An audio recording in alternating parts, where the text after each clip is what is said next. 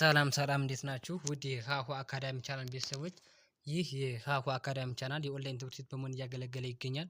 በኦንላይን የምናስተምራቸው ትምህርቶች አማርኛ፣ እንግሊዝኛ፣ ሂሳብ እንዲሁም ሌሎችን ትምህርቶች እያስተማርን እንገኛለን። በኦንላይን መማር ለምትፈልጉ ከዚህ ባስቀመጥኩላችሁ ስልክ በኢሞ፣ በቴሌግራም እንዲሁም በዋትስአፕ መደወል ትችላላችሁ ማለት ነው። ቀጥታ ወደ ዛሬ ቪዲዮአችን እንሄዳለን። ተከታተሉን። ቪዲዮ ማየት ስትጀምሩ ላይክ አድርጋችሁ ጀምሩ። እንዲሁም ለቻናሉ አዲስ ከሆናችሁ ሳብስክራይብ አድርጉ። ቀጥታ ወደ ቪዲዮአችን እንሄዳለን። ተከታተሉ። እሺ፣ የቪዲዮአችን ርዕስ የሚሆነው በ30 ቀን ውስጥ እንግሊዝኛ መናገር መቻል ነው። ቪዲዮውን ከመጀመሪያ ከፓርት 1 ጀምራችሁ እያንዳንዱን ካያችሁ እንግሊዝኛን በቀላሉ ማውራት እና መናገር ትችላላችሁ ማለት ነው። ቪዲዮውን እስከ መጨረሻው እንድታዩት እመክራችኋለሁ። ቀጥታ ወደ ቪዲዮአችን እንሂድ። ተከታተሉ። እሺ፣ ለምሳሌ ይሄ እንግሊዝኛ ወርዶች ናቸው በዚህ ረድፍ የተጻፉት።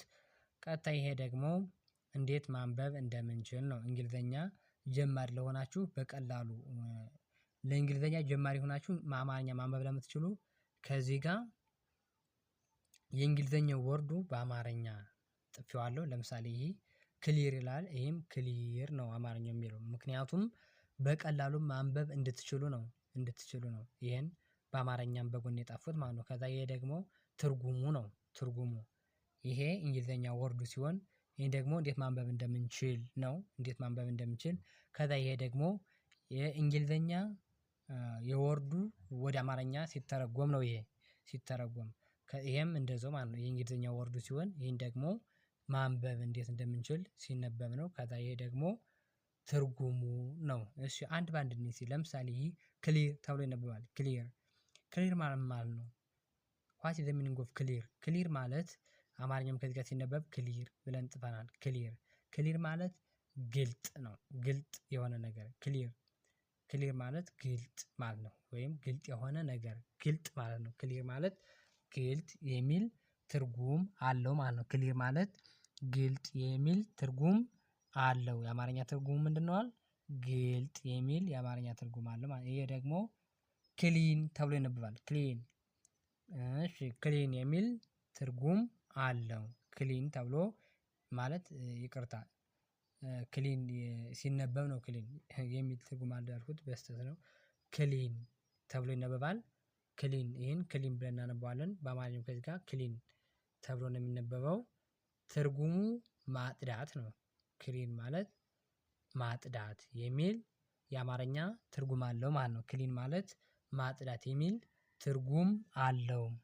ክሊን ማለት ማጽዳት የሚል ትርጉም ካገኘን እሺ፣ ወደሚቀጥለው እንሂድ። ደግሞ ክሊን ማለት ማጽዳት ከሆነ ይሄ ደግሞ የሚቀጥለው ደግሞ ደርቲ ተብሎ ይነበባል። ደርቲ ብለን እናነባለን። ይሄ ሲነበብ ደርቲ ተብሎ ነው የሚነበበው። እሺ፣ ደርቲ ማለት ነው ካልን ደርቲ ማለት እሺ፣ ይሄን ደርቲ ብለን ነው የምናነበው። በአማርኛውም ከዚህ ጋር ደርቲ ተብሎ ነው የሚነበብ። ደርቲ ዋት ኢዝ ዘ ሚኒንግ ኦፍ ደርቲ? ደርቲ ማለት ነው ትርጉሙ የአማርኛ ትርጉሙ ቆሻሻ ማለት ነው። ደርቲ ማለት ቆሻሻ የሚል የአማርኛ ትርጉም አለው ማለት ነው። ደርቲ ማለት ቆሻሻ የሚል የአማርኛ ትርጉም አለው ማለት ነው። እሺ፣ የሚቀጥለው ነው። ይሄ ደግሞ ቲክ ተብሎ ይነበባል። ቲክ። እሺ፣ ቲክ ማለት ምን ማለት ነው? ቲክ ተብሎ ይነበባል። እሺ፣ ይሄን ቲክ ብለን ነው የምናነበው። አማርኛም ከዚህ ጋር ሲነበብ ቲክ ተብሎ ይነበባል። ቲክ ማለት ምን ማለት ነው? የአማርኛ ትርጉሙ ምንድነው ካልን ወፍራም ማለት ነው። ቲክ ማለት ወፍራም ማለት ነው። ቲክ ማለት ወፍራም የሚል የአማርኛ ትርጉም አለው ማለት ነው። እሺ፣ ወደሚቀጥለው እንሂድ።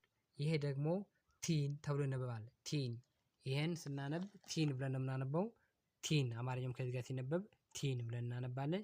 ቲን ብለን ነው የምናነበው። ቲን ማለት ቀጭን የሚል የአማርኛ ትርጉም አለው ማለት ነው። ቀጭን። እሺ፣ ቲን ማለት ቀጭን የሚል የአማርኛ ትርጉም አለው ማለት ነው። ቲን። እሺ፣ ቲን ማለት ቀጭን የሚል የአማርኛ ትርጉም ካገኘን ይሄ ደግሞ ኤግዛክትሊ ተብሎ ነበር። ኤግዛክትሊ።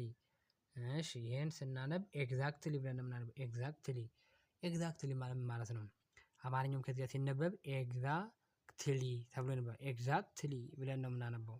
ኤግዛክትሊ ማለት የአማርኛ ትርጉሙ ምን ማለት ነው ስንል በትክክል የሚል የአማርኛ ትርጉም አለው ማለት ነው። ኤግዛክትሊ ማለት በትክክል የሚል የአማርኛ ትርጉም አለው ማለት ነው። ኤግዛክትሊ ማለት በትክክል የሚል የአማርኛ ትርጉም እናገኛለን ማለት ነው። እሺ ይሄን በዚህ ካየን በሚቀጥለው ይሄ ደግሞ ስሙዝ ብለን ነው የምናነበው። ይሄን ስሙዝ ብለን እናነባለን። ስሙዝ አማርኛውም ከዚህ ጋር ሲነበብም ስሙዝ ተብሎ ነው የሚነበበው። እሺ ስሙዝ ብለን እናነበዋለን። ይሄን ስሙዝ ተብሎ ነው የሚነበበው። ስሙዝ ማለት የአማርኛ ትርጉም ምንድነው ካልን ለስላሳ ማለት ነው። ለስላሳ ወይም ሶፍት የሆነ ነገር ለስላሳ የሆነ ነገር ምን ብለን እንጠራዋለን? ስሙዝ ተብሎ ይጠራል ማለት ነው። ስሙዝ ማለት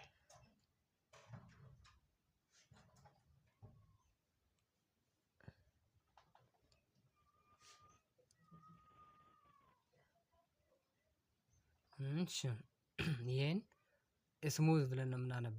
ይሄ ሲነበብ ምን ተብሎ ይነበባል? ስሙዝ ስሙዝ የሚል ስሙዝ ተብሎ ይነበባል ማለት ነው። እሺ አማርኛም ከዚህ ጋር ሲነበብ ስሙዝ ነው የሚለው። ስሙዝ ስሙዝ ማለት የአማርኛ ትርጉሙ ምንድነው? ለስላሳ የሚል ትርጉም አለው ማለት ነው።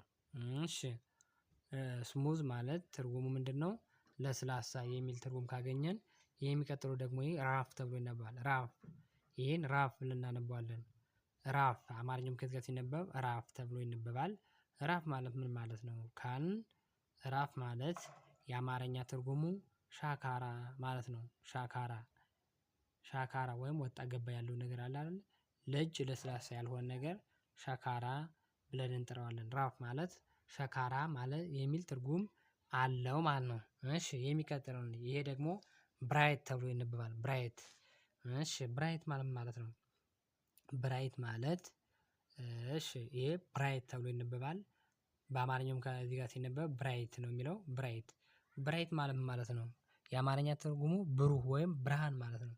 ብሩህ የሆነ ነገር ወይም ብርሃን የሚል ትርጉም አለው ማለት ነው። ብራይት ማለት ብርሃን ወይም ብሩህ የሚል ትርጉም አለው ማለት ነው። እሺ ይሄ ደግሞ ፉዚ ተብሎ እሺ ፉዚ ተብሎ ይነበባል።